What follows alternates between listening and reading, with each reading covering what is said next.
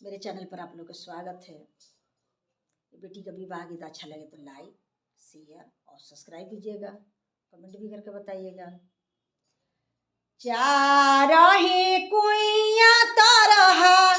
राहरी दुभहे आहे जहाँ माया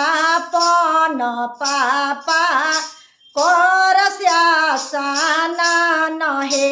आहे जहाँ माया पन चाचा करस्यासना नहे आहे जहाँ माँ सुंदर बेटी स बुनिया ले लेखा रहे आहे जहाँ माँ सुंदर बेटी स बुनिया ले लेखा रहे के कराय सन सुंदर पापा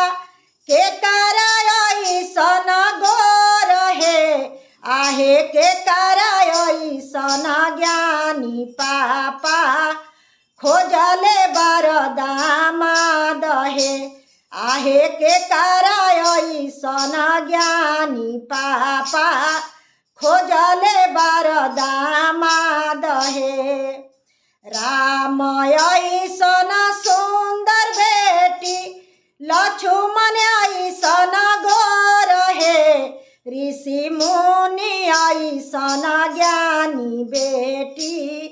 खोजले बानी दामाद है ऋषि मुनि ऐसन ज्ञानी बेटी खोजले बानी दामाद है चारही कुइया तरह राहरी दुभहे आहे जहाँ माया पन भैया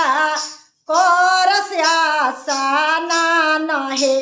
आहे जहाँ माया पन भैया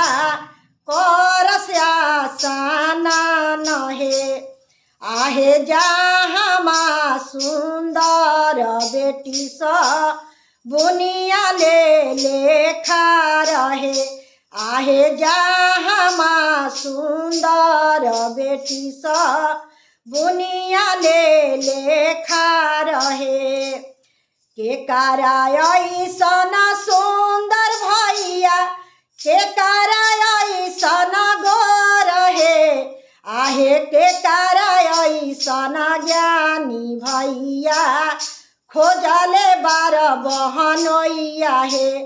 आहे के कराय सन ज्ञानी भैया खोजले बार बहनोइया है राम ऐसन सुंदर बहिनी लक्ष्मण ऐसन गोर है ऋषि मुनि ऐसन ज्ञानी बहिनी खोजले बानी बहनोइया है ऋषि मुनि ऐसन ज्ञानी बहिनी खोजले बानी बहनोइया है ऋषि मुनि ऐसन ज्ञानी बहिनी खोजले बानी बहनोइया है।